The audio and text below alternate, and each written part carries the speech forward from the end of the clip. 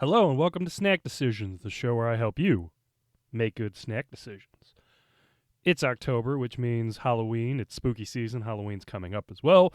So there are a lot of Halloween related candies being released. My belief is Halloween's a great holiday for getting candy and sweets and snacks, but it's not the best for unique types of candy. It's just smaller versions of the big ones. That's it. That's all they do. So if I do see a Halloween style treat that is unique, I will grab it. Those are few and far between because everything's fun sized. I don't know why. But this one struck me as interesting in the very least. This came out a little bit before Halloween, but they are very Halloween themed. These are the Chips Ahoy Stranger Things. They are strawberry flavored filling cookies. I believe they're all straight chocolate here. Limited edition. These are the chewy Chips Ahoy. And the packaging glows in the dark. I have no idea why. I might show you later if I can get the glow in the darkness to pop a little more. Barely did it, but who's eating cookies in the dark? I don't know. That's weird. Anyway, Nabisco, the makers of Chips Ahoy, was founded in 1898 in Chicago by Adolphus Green, John Zeller, and William Moore. Nabisco is a combination of National Biscuit Company, so they just put all the two letters, I believe, from each of those. Yep, 2 or 3 letters from each of the words, and yep, Nabisco. Chips Ahoy first came out in 1963. Nabisco is now owned by Mondelez International. Is the second best-selling cookie after Oreo, and in 1983, the Chips Ahoy Chewy was introduced for the first time. In Malaysia, they're called Chips More. I will say I don't think Big Cookie wants me to have any information about Chips Ahoy because there was not a lot. Oreo has a bountiful amount. Chips Ahoy was like, I had to really dig to get some of this information. So I don't know why they're trying to keep it quiet. Okay, let's get into these Stranger Things cookies. The last season of Stranger Things is out or coming out. I am not a big fan. I've seen a few episodes. My wife has seen the whole thing. I saw the one episode where they were in a mall getting attacked. I think I've seen that one 3 times. Everything else, yeah, no.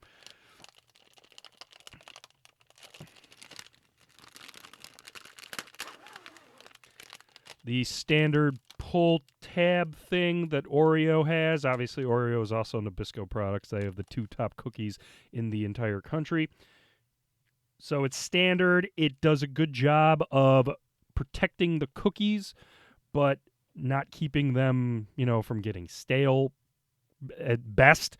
The packaging, easily enough, is going to get a 4. But you can reseal it. It does keep them for a little bit longer than, having no packaging or some type of open package that would allow air in. But again, the resealable is the best. That's a 5-star. This is 4. It does a good job. And they're easy to get at and repeatedly easy to get at. So this one I pulled, if you can see it, it's a chocolate cookie with chocolate chips. There is one in here that looks like it kind of got exploded on. See, it kind of gooed out right there. Yeah, I don't know why. So this is, I'm guessing a double fudge cookie with some strawberry filling. In case you want to see what the inside's like, it's not a gooey filling. It's a little bit harder. I don't know how to describe it, but yeah. I prefer the chewy Chips Ahoy to the regular crunchy Chips Ahoy, although if you give me, the regular crunchy Chips Ahoy, I'm going to eat them anyway. So, yeah, I prefer the chewy. I do like the fact that they're all chocolate with the dough being chocolate and the chips being chocolate, so that's nice. When you do bite into it, you do get some of that strawberry filling. As I stated earlier, it's not a gooey strawberry filling. There's a little bit of a crunch to it, which is kind of weird. It also makes the cookie a lot sweeter. Okay, I've eaten 3 of them already, and I just want, thankfully we have the snack bar coming up, I just want some water or something in there in my mouth because it's getting too sweet after a while. So while you do get a strawberry kick, which is kind of interesting, the whole cookie, though, is just a little bit too sweet for me. That being said, I will give the taste on this 3 stars. It was getting close to 2, but I'm glad it makes me stop eating because I could keep chewy chips Ahoy. I could eat forever, so it kind of prevents me from that. But yeah, it's a little bit too sweet and needs to dial back a little bit. As for value, I believe these are like, if they're $5.98, which I don't know, it says on the package somewhere. Sometimes they stamp it on the package, sometimes they don't. They did not stamp it on the package. These usually, I think, retail is $5 or $6. If you're pulling it at $5 or $6, yikes. Ooh, that's like a 2-star value. If you can get it, I think I got this at a combo thing where if you bought X amount, you get it for, whatever, $2.50. At $2.50, these things become like a 5-star value. Anywhere in between, yeah, your mileage may vary. Again, if you like really sweet things, maybe paying the $5 or $6 is, you're pushing a 3 or 4-star value if you like that. But yeah, at $2.50, this is a 5-star value, no doubt. $2.50 is a great price that's what I would like to pay for cookies all the time. But as you get up like $5, that's $5 or $6 is a lot for it. Oh, I am parched. Let's go to the snack bar.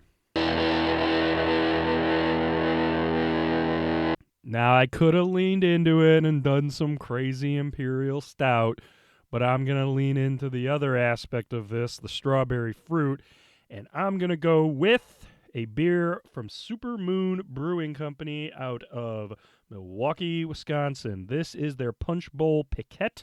It is a sparkling farmhouse ale fermented in French oak with second-use cherries, red wine grapes, and raspberries. It's only 4.0% ABV. A Picquette, basically you make a wine, and then the grape skins, you make another drink with that, so it's typically a lot less ABV or alcohol in the finished product. You notice, clear bottle, it's a little bit lighter. It doesn't look kind of like a wine. It almost looks like a rosé, and you can easily see that. So Supermoon opened, I want to say in 2020. It was kind of nebulous because the pandemic was going on. But yeah, it's in the Bayview neighborhood, the south side of Milwaukee. It is in this beautiful house. I guess it was permitted or zoned for a brewery, and Rob Brennan, the owner, didn't even know it, and they were living there. And like, wait a minute, this is zoned for a brewery. We can put a brewery here, and they did. It's might be my favorite place in Milwaukee to go when I go. It's just so inviting. All the beers are amazing. I could sit there forever. It's a small place. It's intimate, but man, it is just beautiful. Honestly beautiful. I'm not only a drinker, but I'm also a member. Ignore the fact that this glass is absolutely filthy. You can kind of see it does. It's kind of like a an orangish rosé. It is very light in color. You do get a little bit of a tint because of the fruit they used, but yeah, it's not deep. It's not like a rosé. It's a little bit lighter than that. And yeah, aromatically, it was filling up the room as soon as I poured it. So let's go a little deeper. Of the 3, I get cherry and the red wine grapes. There's a certain the yeast he uses, this farmhouse yeast he uses, is unbelievably distinctive.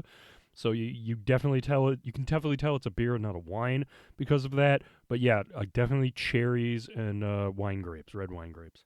House yeast that he uses has a little bit of a funk on the nose. Nothing too much, nothing too crazy. We're not talking like, barn or anything like that. But it just a little bit ooh, okay, that could make things kind of interesting. Let's see if it does. Extremely drinkable.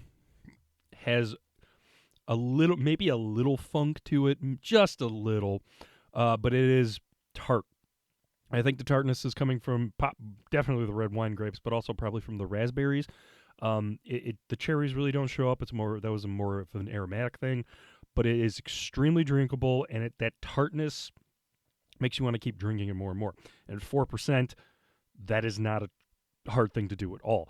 Unfortunately, this is only a 500 milliliter bottle and not a full bomber, 22 ounces.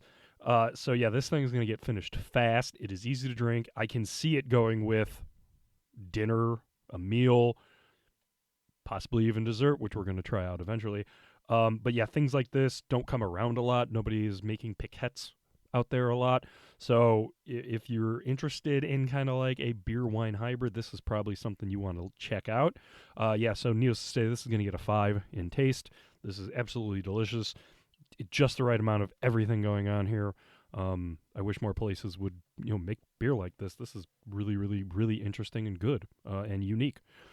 Now the real test is, let's see if it pairs with dessert. Well, not a complete home run. It's doing interesting things. The one thing the beer is doing for the cookie is cutting down on some of the sweetness by a lot. That is replaced with a little bit more tartness from the beer, so it's not as cloying, and you could probably eat a heck of a lot more of these, honestly. For the beer, the strawberry is popping a little bit more, whereas that was just adding a little bit of a flavor and a ton of sweetness. On this one, it's like, oh, okay, you get the raspberry, you get the red wine grapes, and then boom, there's a strawberry kick, and it's a little bit more pronounced when you pair the two together. And again, it ends tart, and while there is some still residual sweetness going on, it's not a lot to the point where I'd be like, oh, I don't want any more of these. I can keep eating multiples of these without a problem. The pairing itself, I'll give it a 4. It's not revolutionary, but it's not bad. I would give this to someone and they would be pleasantly surprised with how the pairing shook down. I can guarantee you that. While not the traditional one, usually you'd go with some barrel-aged stout or some porter or some dark thing with this. But yeah, I tried a little different. It kind of worked. Interesting to know, honestly. Hope you enjoyed this. Like, subscribe, shoot me an email, snackdecisions@gmail.com. If you have a chance, definitely go up to Supermoon in Milwaukee. If you see Stranger Things, they're a little bit on the sweet side, so you won't be eating as much. But yeah, maybe watch the new last season with them. Have like 2. Any more than that, you might be up too late. So hope you enjoyed this. Make good snack decisions.